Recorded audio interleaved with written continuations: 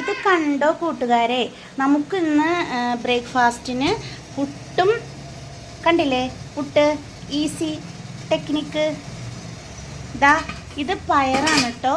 പയർ കണ്ട നല്ല മണി പോലെ ഇരിക്കുന്നത്, നല്ല വെന്തിട്ടുണ്ട് കേട്ടോ. ഇതിൻ്റെ വീഡിയോ ഞാൻ ചെയ്തിട്ടുണ്ട്, ഇതിൽ ആഡ് ചെയ്തേക്കാം.